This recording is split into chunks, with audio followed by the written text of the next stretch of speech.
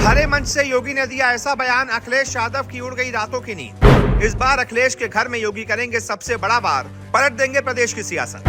इधर अखिलेश करते रह गए दिल्ली में हवाबाजी, उधर योगी ने उत्तर प्रदेश में अखिलेश के लिए रच दिया चक्रव्यूह। जी, यूपी विधानसभा के उपचुनाव में जीते एनडीए के 7 विधायकों का आज भाजपा दफ्तर में सम्मान किया गया।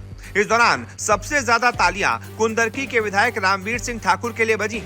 सीएम योगी ने कहा कि कार्यकर्ताओं और मंत्रियों ने मेहनत की है, जनता के साथ बेहतर तालमेल बनाकर चलेंगे तो हम 2027 में और ज्यादा सफलता के साथ फिर से सरकार बनाएंगे। विपक्ष केवल आरोप लगाता रह जाएगा। विपक्ष दूर दूर तक नजर नहीं आया। कुंदरकी के बारे में बहुत आशंका थी। जो हमें जाति के नाम पर लड़ाते थे, उनको उनके ही उल्टे तीर जाकर लगे हैं। इन्हें कुंदरकी और कटहरी की चुनौती लगती थी, वहां पर भी भारतीय जनता पार्टी का झंडा फिर से गड़ा है। सीएम योगी ने बैठक में 4 बड़ी बातें कही। पहली बड़ी बात कि हमने पहले ही लक्ष्य तय कर लिया था। सीएम ने कहा कि जब हम सब टीम भावना के साथ एकजुट होकर काम करते हैं तो असंभव भी संभव हो जाता है। पीएम मोदी के नेतृत्व में जो कामयाबी बीजेपी ने हासिल की है वो ऐतिहासिक है।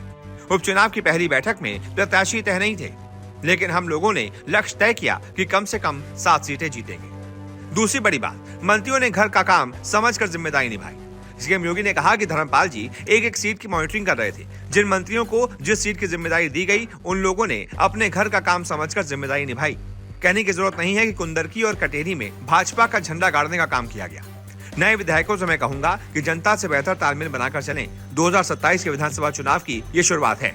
तीसरी बड़ी बात, विपक्ष के मन में डर पैदा हुआ। सीएम योगी ने कहा कि इस परिणाम ने विपक्ष के मन में डर पैदा कर दिया है। आरोप प्रत्यारोप लगाते रहेंगे। जिन्हें एनडीए ने मौका दिया है, उन्हें कार्यकर्ताओं ने विजयी बनाने का काम किया है। विधानसभा क्षेत्र में जो कार्यकर्ता लगाए गए, उन्होंने खूब काम किया। भाजपा के सामने विपक्ष दूर दूर तक दिखाई नहीं पड़ रहा। चौथी बड़ी बात, करहल सीसामऊ में 2027 में कमल खिलाएंगे। सीएम ने कहा कि सबसे महत्वपूर्ण बात यह है कि करहल और सीसामऊ में समाजवादी पार्टी की जो बढ़त 67-68 हजार थी, वो अब घटकर 13 हजार पर आ गई है। 2027 में हम वहां भी कमल खिलाएंगे। मानना पड़ेगा कि कार्यकर्ताओं ने मेहनत की है। सीसामऊ में अंतिम क्षण में भाजपा 7-8 हजार से हारी। कोई भी सफलता हमें आगे बढ़ाने के लिए एक प्रेरणा देती है। असफलता एक चुनौती है।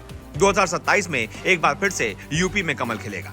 वहीं इसी मौके पर भूपेंद्र चौधरी ने कहा कि ये सामान्य विजय नहीं है। कई सीटें ऐसी थी जिन पर भाजपा नहीं जीत पा रही थी, लेकिन अब भाजपा जीत गई।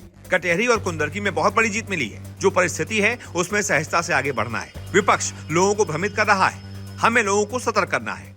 वहीं उप मुख्यमंत्री ब्रिजेश पाठक ने कहा कि रामवीर सिंह भारत माता का झंडा लेकर निकले थे।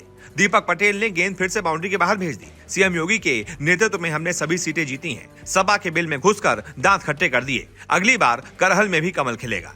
यानी कि सभी भारतीय जनता पार्टी के नेता, मुख्यमंत्री से लेकर उप मुख्यमंत्री, विधायक से लेकर कार्यकर्ता, सभी इस जीत से बहुत ज्यादा उत्साहित हैं और अब सभी मिशन 2027 में जुट गए हैं।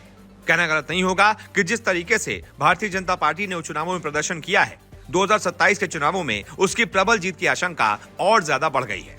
वैसे इस पूरे मुद्दे पर आप क्या सोचते हैं? जो भी आपकी राय हो कमेंट करके बताएं। कोई भी सफलता हमें एक नई प्रेरणा देती है आगे बढ़ने के लिए, एक नई मंजिल की तरफ आगे बढ़ने के लिए, और उससे बड़ी सफलता प्राप्त करने के लिए प्रेरित तो करती है, लेकिन असफलता भी उन कमियों की ओर हमारा ध्यान आकर्षित करती है।